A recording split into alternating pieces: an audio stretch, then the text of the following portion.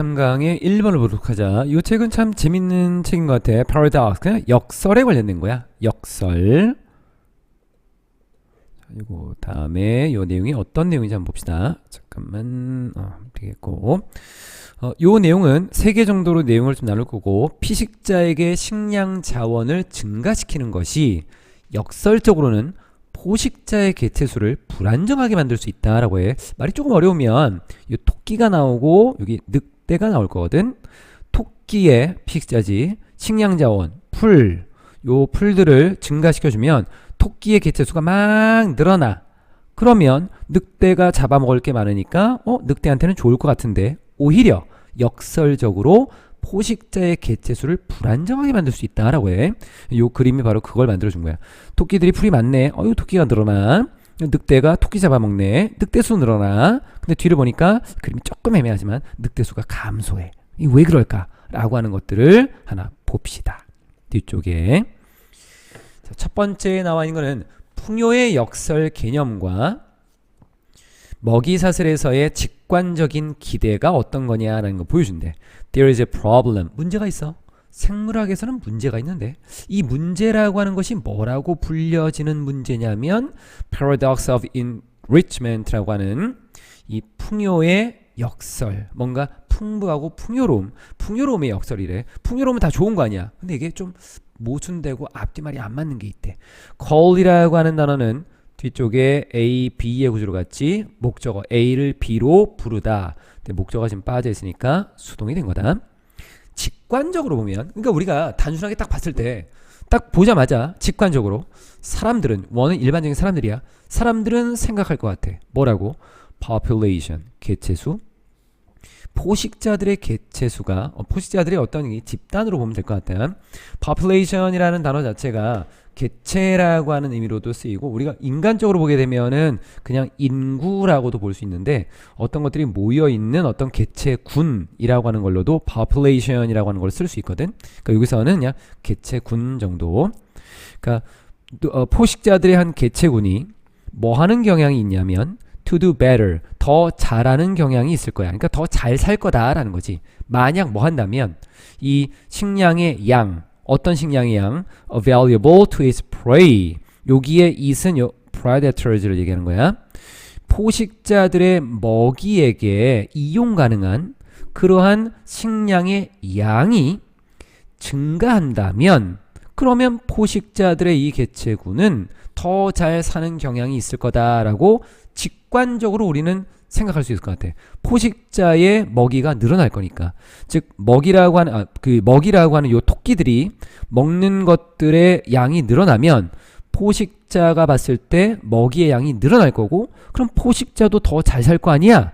라고 하는 게 직관적인 모습인 거야. 직관적인 모습. 뒤에 설명을 하고 있지.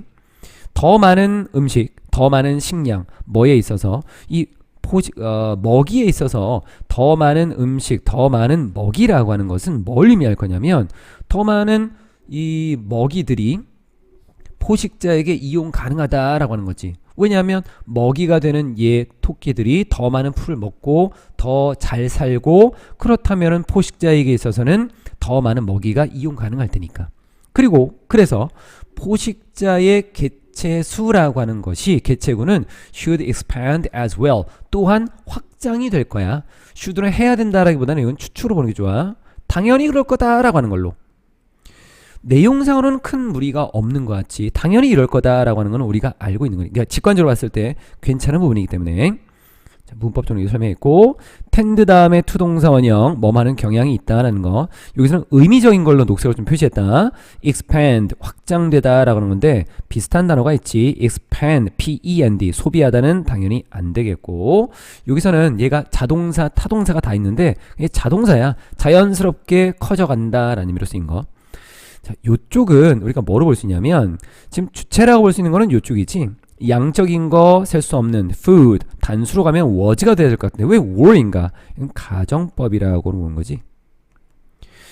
이렇게 일어나진 않지만 혹시라도 이런 일이 벌어진다면 이라는 걸로 좀 본 거야. 지금 일어나는 건 아니고 그럴 가능성도 좀 없을 것 같긴 한데, 혹시라도 이렇다면, 그래서 if를 쓰고 주어 쓰고 were to 동사 원형을 이렇게 쓰게 되면 얘는 가정의 의미를 담고 있고 시간상으로는 미래 시간에 대해서 주로 써. 그래서 were to 동사 원형, if 주어 were to 동사 원형, 거기에 따라서 would 조동사의 과거의 동사 원형을 이렇게 써준 거야. 그래서 이 먹이에게 이용 가능한 어떤 음식에 먹는 것의 양이 늘어난다면 피식자가 되겠지. 피식자에게 그 가능한 먹이의 양이 늘어나게 된다면 그러면 포식자들도 잘 살아갈 수 있을 거다라는 건데 이건 직관적이라고 했어. 생태학적인 직관, 자연 증가에 따른 긍정적인 효과가 기대되고 먹이 사슬에서의 상승 효과가 예상된다라고 하는 것. 자, 다음에는 어떤 내용을 좀 얘기하는지 보자. 이게 역설이다라고 했기 때문에 그 내용이 나와야 되는데 실제 생태계에서는 그럼 실제는 어떠냐? 발생하는 풍요로 인한 부정적인 결과를 설명할 거야. 하지만 실제로는 가끔 그 반대가 일어납니다. 즉 포식자에게 긍정적인 것이 아니라 포식자에게 부정적인 일이 벌어난다라고 하는 것. 증가는 이 어떤 먹는 것에 있어서의 증량, 이 식량에 있어서의 증가, 어떤 거, 토끼에게 예를 들어서 토끼에게 이용 가능한 이 식량에서의 증가라고 하는 것이 주어진 어떤 영역에서 이 증가라고 하는 것이 아마도 야기시킬지도 모를 것 같아. 뭐를? 과잉이 되겠네. over abundance라고 하는 abundance는 풍부한 건데 그게 좀 늘어났어. 많아졌어. 더 심하게. 과잉. 토끼의 과잉이라고 하는 것을 야기시킬 거고 토끼가 뭐 이렇게 많아? 그럼 토끼가 굉장히 개체수가 많이 늘어나겠지. 그리고 증가라고 하는 것이 증가시킬 거야. 뒤쪽에 그 포식자의 개체수를 증가시킬 거라고. lead라고 하는 것과 뒤에 나와 있던 increase라고 하는 것하고 연결을 좀 시키면 되겠지. 여기에서는 명사지만 여기는 동사로 보는 게 맞겠다. 여기 and라는 것이 있으니까 포식자의 개체수를 증가시키게 될 거야. 즉 다시 말하자면 늑대라고 하는 요놈들 언제까지 이 늑대의 개체군이 개체군, 개체수 막 왔다 갔다 하니까 혼란스럽지. population이라고 하는 단어 자체는 아주 기본적으로는 개별적인 것들이 모여서 이룬 집단 그리고 그 집단의 어떤 수 그런 것들을 다 포함하는 거야. 그래서 여기서는 그냥 개체수 정도로 보는 게 조금 좋겠고 이게 증가니까 여기는 그냥 개체군 정도로 보면 되겠네.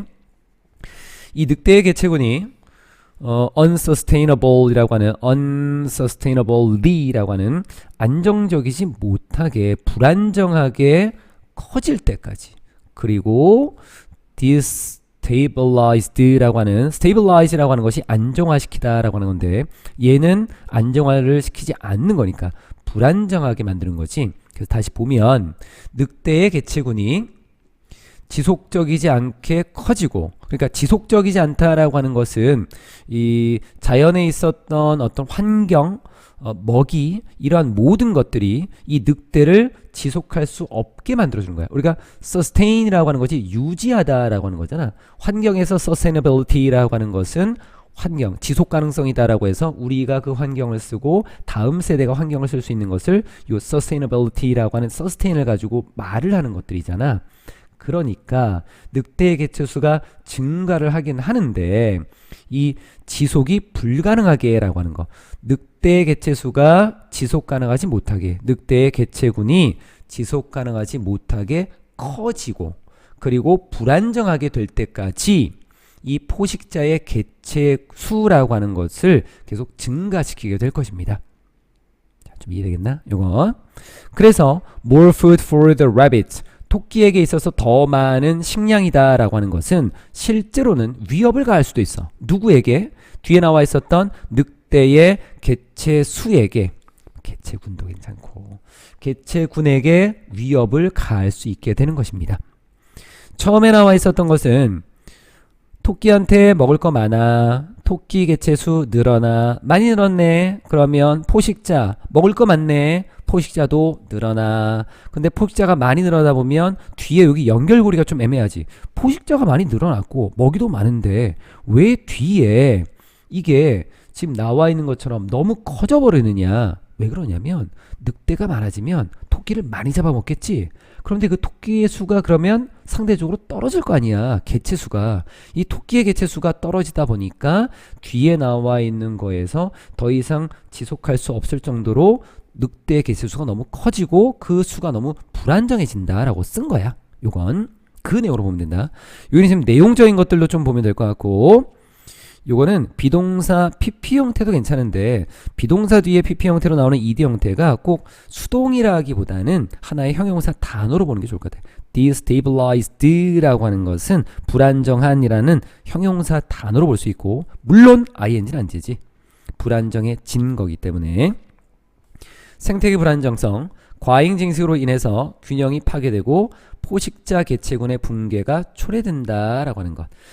자, 요거를 이렇게 좀 썼는데 요거를 다시 한번 정리를 좀 한번 해볼까? 어떻게 되는 거냐면 직관적으로는 우리가 초식동물, 토끼, 먹이 증가에 초식동물 개체 증가, 초식동물 개체 증가하면 포식자, 늑대 증가해. 결론은 초식동물의 먹이 증가는 포식자에도 유리할 것이다. 직관적이야.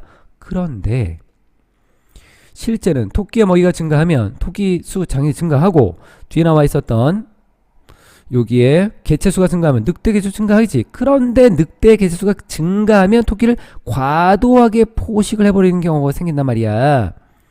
토끼 개체수가 급격히 감소하고 먹이가 부족해진 늑대 개체수가 붕괴될 수 있어. 시스템 불안정화와 두 종 모두의 개체수가 심한 변동이 일어날 수 있다 라고 하는 것으로 보인 거지. 자, 마지막에 정리합시다. 자, 그래서 마지막을 보면 직관과 현실 사이의 불일치를 통해서 복잡한 생태계 이해의 중요성을 결론을 짓고 있다는 거야. 이 예는 보여줍니다. 어떤 내용을? 우리의 이 평범한 직관, 이 우리가 가지고 있는 이제 일반적이고 평범한 이러한 직관이다라고 하는 거. 그게 뭐였어? 더 많은 식량, 그래서 더 많은 먹이, 피식자는 언제나 포식자 그룹에게 좋다라고 하는 이러한 보편적이고 일반적인 직관이다라고 하는 것은 결함이 있다 이거지. flawed, 결함이 있는 형용사 단어로 봅시다. 더 많은 것이 언제나 더 많은 것은 아니야. 적어도 어떤 경우에는 포식자와 피식자의 그 경우에서는 항상이라고 하는 단어가 이 부정어와 함께 쓰면 언제나 그런 건 아니야. 뭐 더 많을 수도 있지만 언제나 그런 건 아니야. 그래서 풍요로움의 모순, 역설이다라고 하는 것이 보여주는 것은 우리의 직관, 뭐에 대한 풍부함과 풍요로움에 대한 우리의 직관이다라고 하는 것이 언제나 conform to, conform은 순응하다, 뭐뭐에 순응하다. 그럼 뒤에 거와 일치하다라는 의미야. 관찰 가능한 사실들과 언제나 일치하는 것은 아닙니다. 관찰 가능한 사실이다라고 하는 것은 우리가 눈으로 봤을 때 실제로 관찰할 수 있는 그 현실에서 벌어지는, 이건 현실을 얘기하는 거고, 얘는 우리의 직관을 얘기하는 거고, 현실적으로는 늑대의 개체수가 불안정해질 수 있는 거. 꼭 일치하는 건 아니야. 그런 것도 있기는 있어. 무조건 아니라는 건 아니다. 직관의 한계, 단순한 인과관계에 대한 오해가 발생하는 것, 복잡한 생태계 현상에 대한 이해가 필요하다라고 하는 것이 되겠네. 자, 그렇다면 마지막에 이제 정리는 뭐가 되느냐?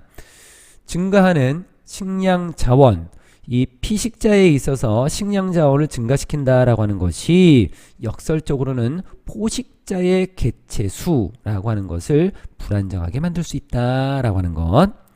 destabilize라고 하는 단어를 이렇게 동사로 이렇게 썼지. 아까 우리가 봤었던 부분에서 요거를 형용사 단어로 보자라고도 했지만 요 destabilize라고 하는 것이 타동사, 목적어 없으니까 요걸 수동으로 이렇게 쓴다라고 봐도 되는 부분이야. 뭐가 됐던 큰 무리 없이 PP입니다.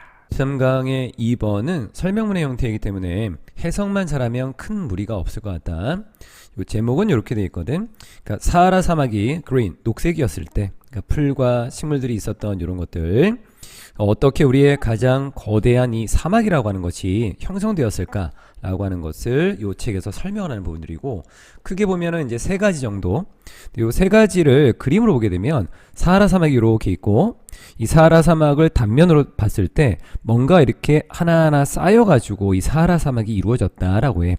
뭐 그 물이 다니는 길도 있고 위에 뭔가 살짝 올라간 부분도 좀 있고, 그래서 요 내용을 하나하나 조금씩, 아주 자세는 아니고 조금씩 설명한 게 이 글이야. 그래서 사하라 사막은 수십억 년 전에 고대 암석 형성물이 퇴적층으로 덮여 있다라고 하는 것을 내용으로 좀 보여줄 거다.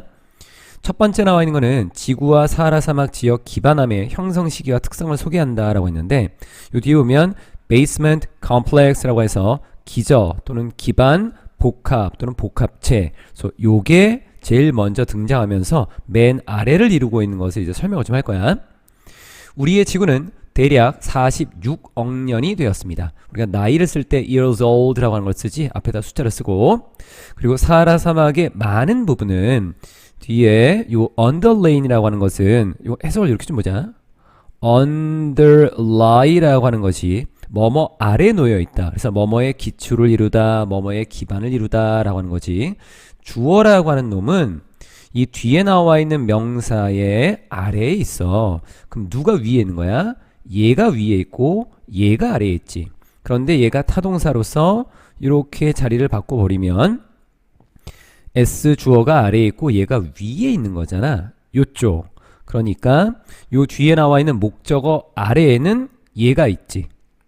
이런 것들이 되게 복잡해. 그치? 그러니까 순서를 따지려면, 그러면 차라리 지금 나와 있는 부분에는 이렇게 be underlain by, underlay는 underlie의 PP 형태로 쓰인 거야. 주어 아래에는 뭐뭐가 있다. 이렇게 하면 돼. 주어 아래에는 뭐뭐가 있다라고 하는 거. 이렇게 해석해 주는 게 편하게 될 거야. 순서를 막 따지면 힘들어져. 그러니까 사하라 사막의 많은 부분 아래에는 뭐가 있냐면 바위들, 암석이 있는데, 이 암석이다라고 하는 요놈들은 date back to, 머물러 거슬러 올라가. 어디로?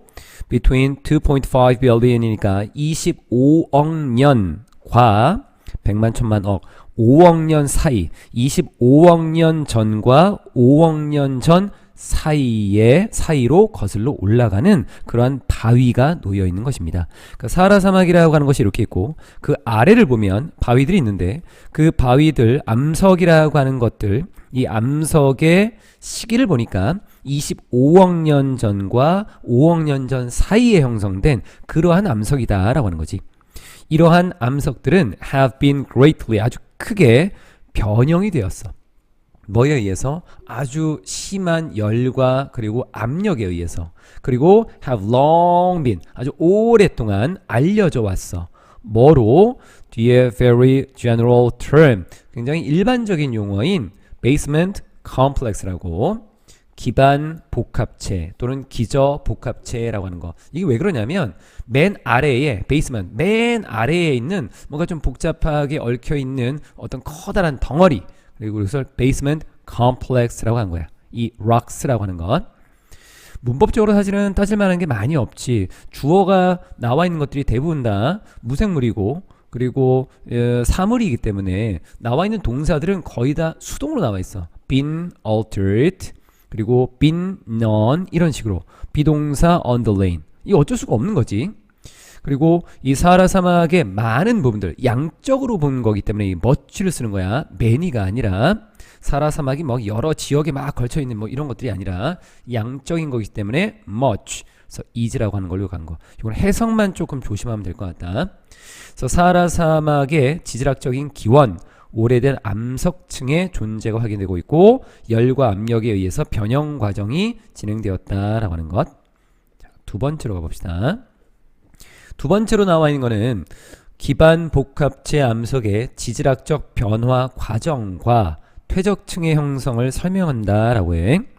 이 기저 복합 또는 기반 복합체라고 하는 것의 이 암석들, 암체라고 볼 수도 있고, 암소로 된 어떤 물체지. 암석들은 undergone, 겪었어. 뭐를?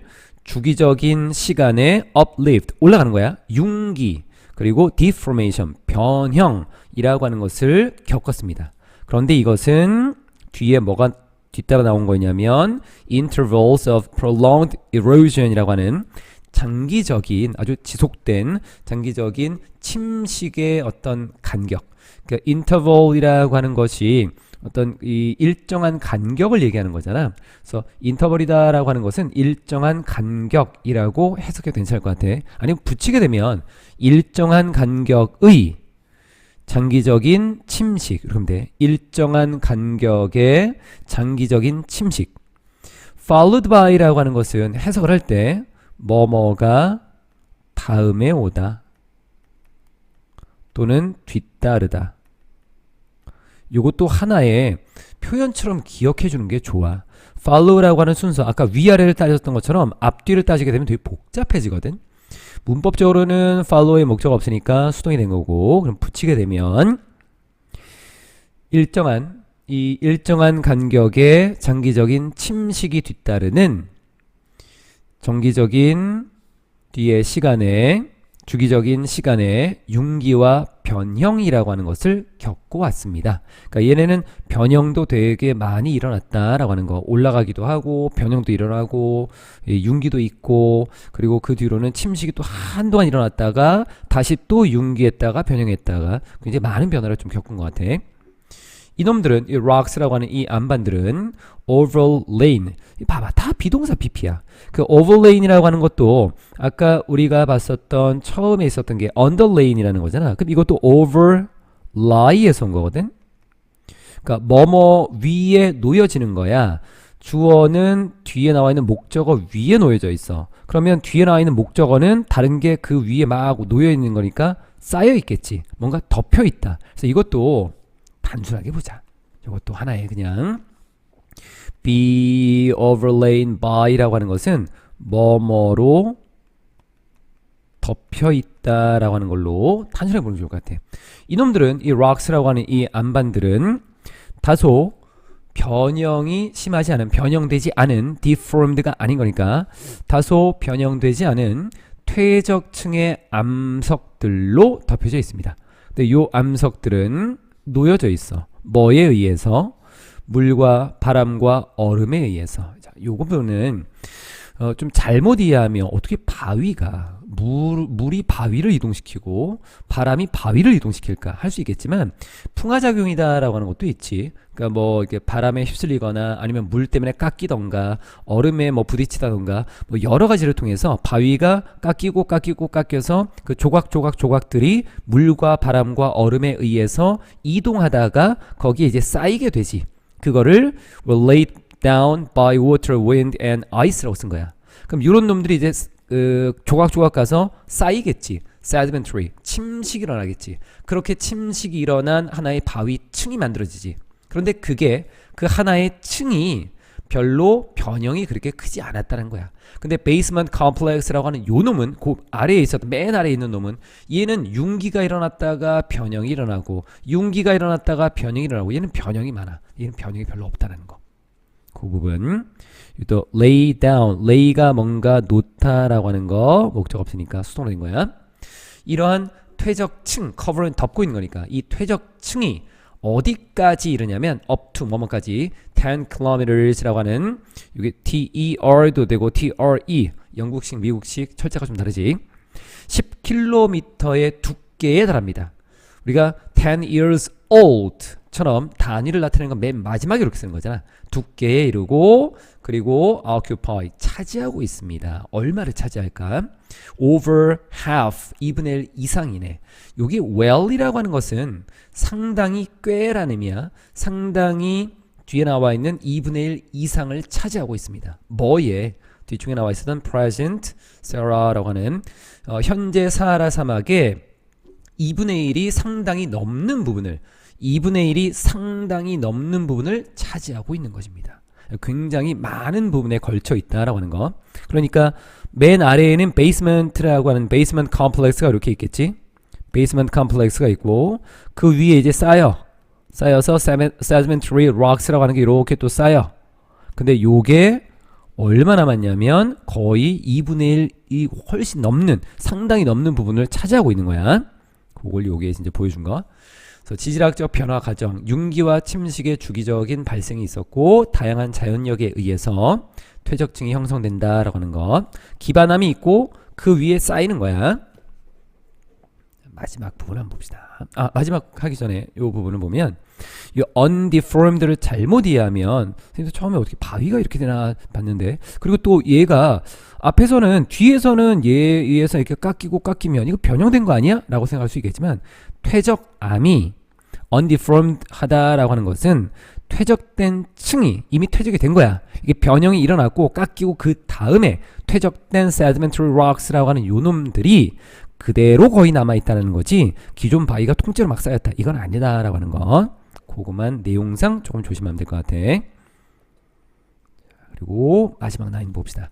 현재 사하라 사막의 지표면 구성과 지질학계의 지질학적 경계의 특징을 맨 마지막에 설명을 좀 하고 있어. 그 결과, 그럼 그 결과라고 하는 건 아까 안반이 이렇게 있고 그 위에 쌓여진 놈들, 요 놈들이 굉장히 많은 부분을 덮고 있어.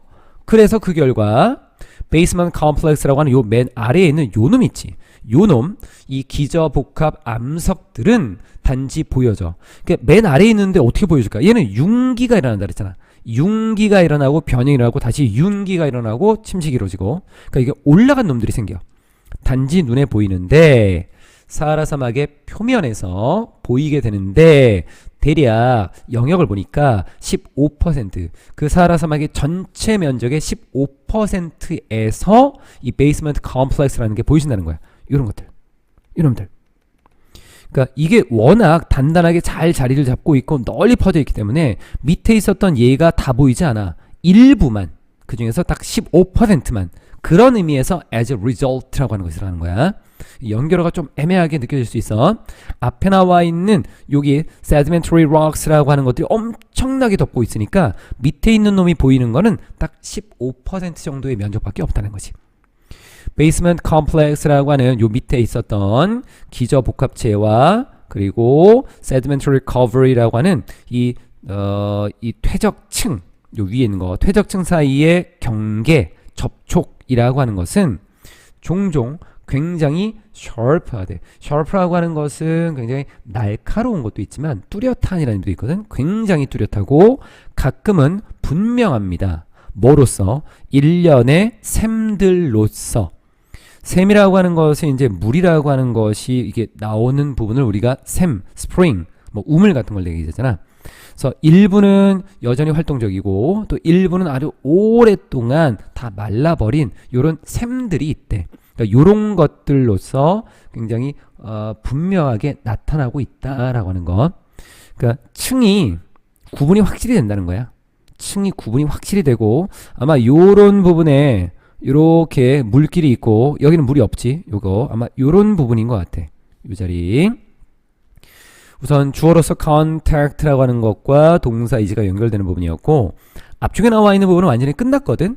그래서 뒤에 부연 설명을 쓸 때 그리고 이 중에 일부는 뭐뭐고 일부는 뭐뭐입니다. 그럼 뒤쪽에 나와 있었던 부분은 부연 설명을 하는 부분들이니까 여기에다가 만약에 접속사를 하나 쓴다면 뭐 and 정도의 접속사를 쓴다면 some are active, some are long drive라고 하는 것처럼 뭔가 비동사를 하나 쓰고 뒤에 뭔가를 쓰겠지. 그러니까 주어에 대한 부연 설명으로 형용사를 써야 되는 거야. 여기다 부사를 쓰면 안 된다. 그거를 조금 보려고 체크를 해놨어. 현대사하라 지질학적 특징, 제한된 기반 복합체 노출이 한 15% 정도의 이 영역에서, 그리고 암석층 경계에서 수문학적 현상이 발견된다라고 했는데 말이 조금 어렵지. 물로 이루어지는 어떤 그 샘들, 이런 것들이 쭉 이어져 있다라고 하는 것, 그걸 좀 보려고 했던 부분이었어. 전체적인 내용을 다시 한번 좀 보면 여기 나와 있었던 부분은 어디 있나요? 요거 보자. 기반함 위에 퇴적암이 올려져 있는 경계선이 명확하고 일부 지역에서는 지하수가 이 경계를 따라 흐르다가 샘으로 튀어 올라 나오는 거야. 위로 쭉 올라 나와. 이렇게 요 그림을 좀 잘 보면 요 부분이 무슨 말인가라는 걸 좀 알 수 있을 것 같고, 전체적인 내용은 사하라 사막은 뒤에 고대의 암반, 암석의 형성물을 가지고 있는데 이런 것들은 수십 년 전에, 수십억 년 전에 만들어진 것들, 그리고 얘네는 이 퇴적층으로 덮여져 있다라는 것까지, 이게 이제 전체적인 내용이 될 23강의 3번을 보도록 하자. 뭐 지구가 나오고 책에 조금 뭔가 좀 대단한 것 같지. How to build a habitable planet이라고 해서 살기 좋은, 살 수 있는 행성, 즉 지구를 만드는 방법. 이건 행성이라기보다는 사실은 지구가 되겠지. 그래서 Story of Earth라고 해서 지구의 이야기인데 빅뱅에서 인류까지 지구의 이야기를 나타내주는 부분이야.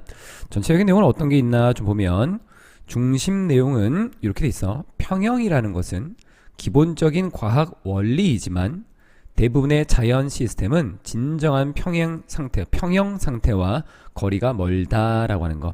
요거는 좀 이따가 맨 마지막에 영어로 한번 좀 다시 보도록 하고, 그림은 어떻게 되어 있냐면 이쪽은 실험실 상황, 이쪽은 자연의 상태. 그러니까 실험실에서는 우리가 인위적으로 평형 상태를 유지할 수는 있겠지만 자연이라고 하는 것은 굉장히 변화가 좀 심하고 항상 이런 변화가 일어난다라고 하는 것을 보여주기 위한 거야.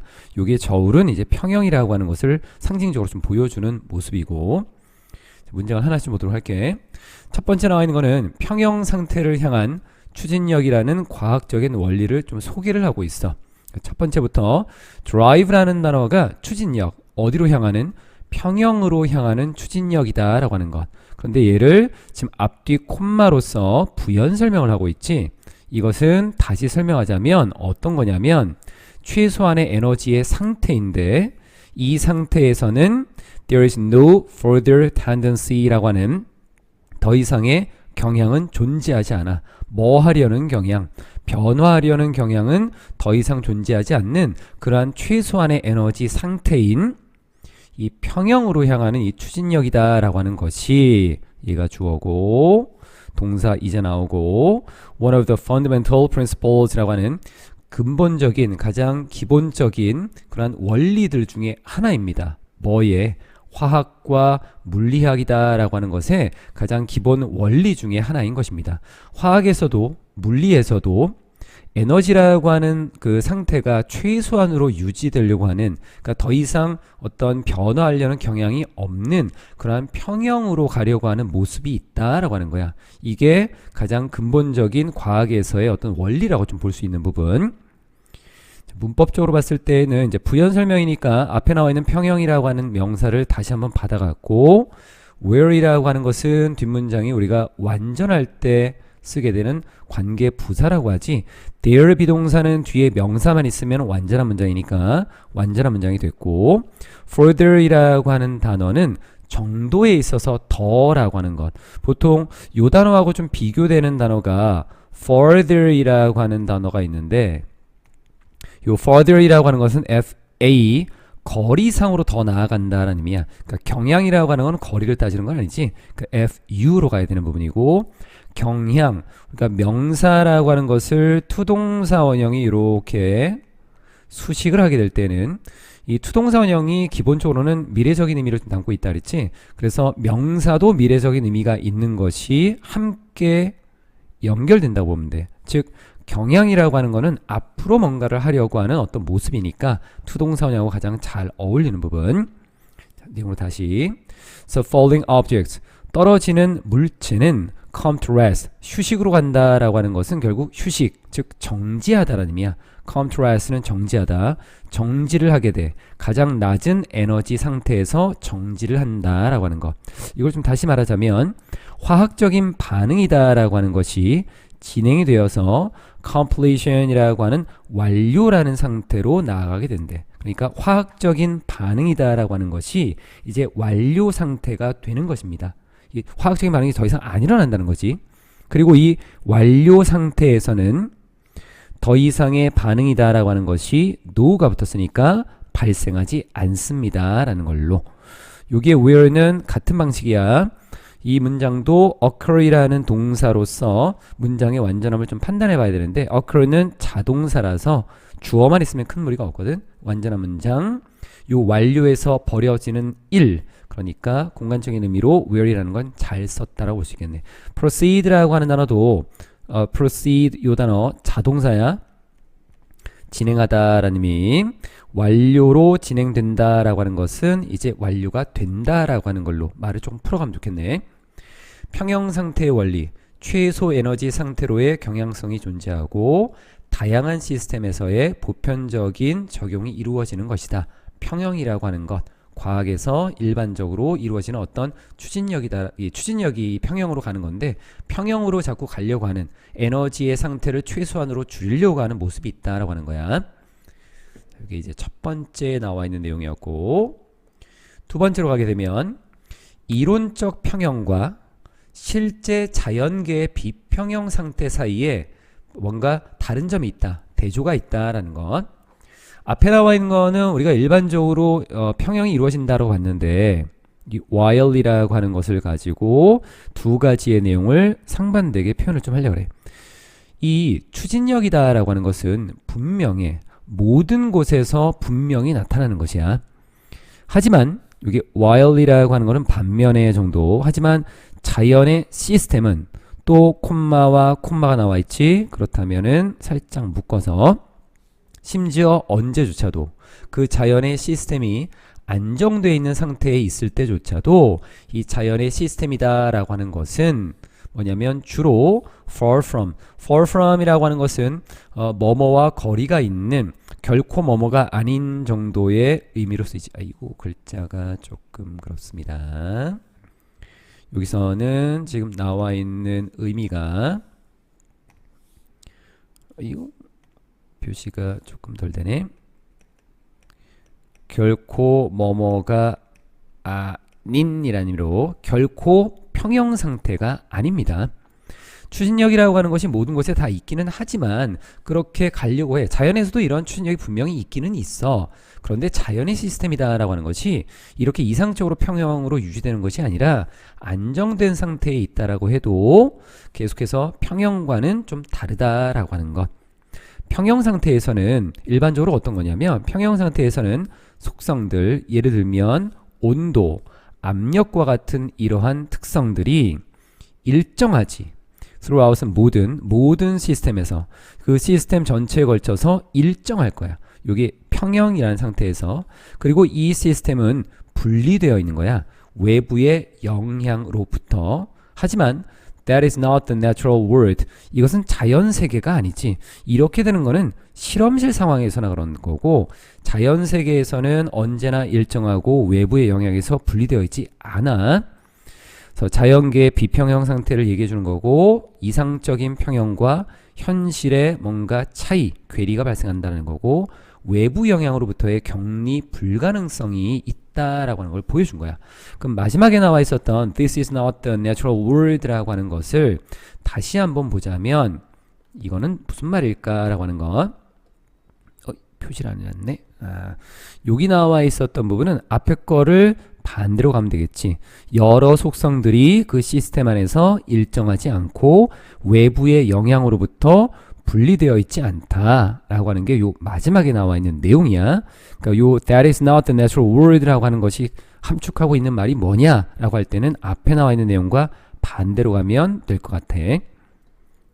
뒤쪽에 이제 마지막, 실험실 경험을 통해서 자연계의 동적 특성과 지속적인 변화의 실체를 강조하고 싶다라는 거야. 무슨 말인가 보면 one of 뭐뭐 중에 하나, 이점들 중에 하나, 실험실 경험의 이점들 중에 하나. 우리가 실험실에서 하게 되는 경험들이 많이 있는데 이런 것들이 가져다 주는 이점들이 있겠고, 그 이점들 중에 하나는 원이 주어면 단수 동사로 가겠지. 그거는 우리가 실제로 뭔가를 하려고 노력할 때 평형 상태에서 어떤 속성들을 측정하려고 노력할 때 분명해지는 게 있어. 여기에 it, 여기에 that, 여기는 가주어, 진주어로 보면 돼. 뒤에 나와 있는 내용이 분명해진대.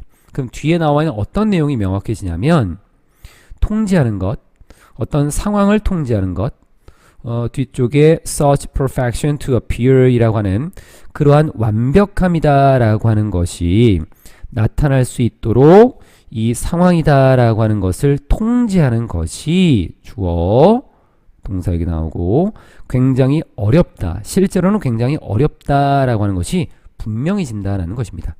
자, 봐봐. 이게 뭔가 좀 말이 좀 이상하지?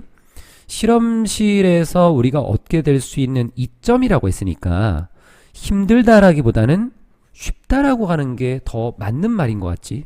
그런데 완벽합니다라고 하는 것이 나타날 수 있게끔 해주는 이러한 상황을 통제한다라고 하는 것이 어렵다라고 했어. 그러면 뭔가 말이 안 맞는데 이거는 미리 좀 내용을 보면 이게 무슨 말이냐면 이렇게 보면 돼.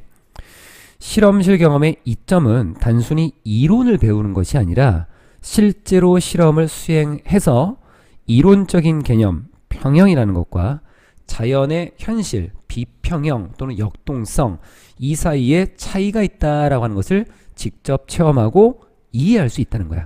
그러니까 우리가 실험을 해보면 우리가 머릿속으로 이론상으로 알고 있는 평형이 이루어진다라는 것과 실제 자연에서의 모습과는 다르다라고 하는 것을 실험을 통해서 알 수 있다는 거야.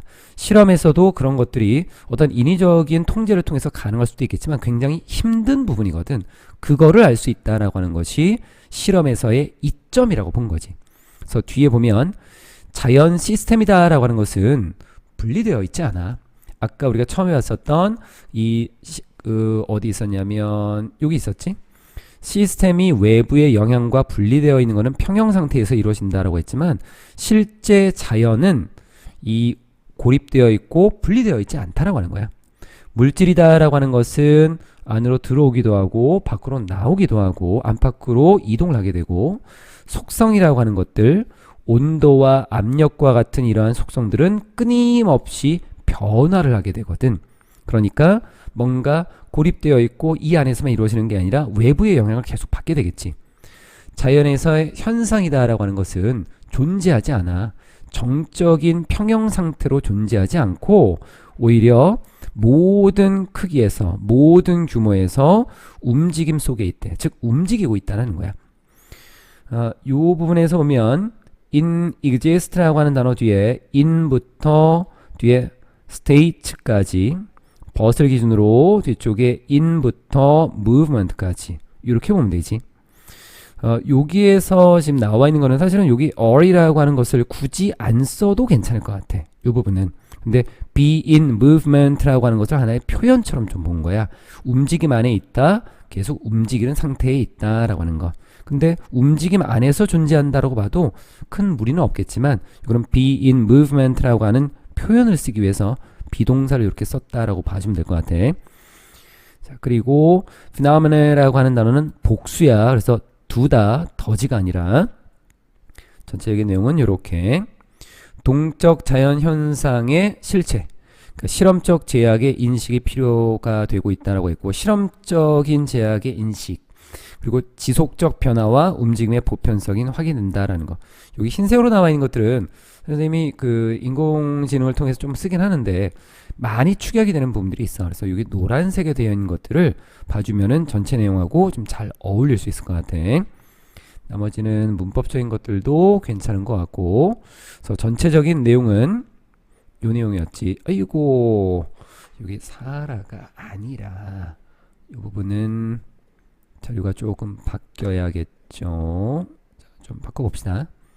이거는 이렇게 바꿔주고 이 내용이 노란색이 돼야겠지만 어쨌든 그래서 평형이다라고 하는 것은 기본적인 과학의 원리이지만 대부분의 자연 시스템이다라고 하는 것은 작동하는데 뒤에 뭐와는 거리가 전혀 뒤에 거와는 굉장히 멀리 떨어져 작동한다라고 하는 것은 뒤에 거와는 굉장히 거리가 멀다. 평형 상태와는 굉장히 거리가 멀다라고 하는 것을 메인 아이디어로 이렇게 봐준 부분이었어.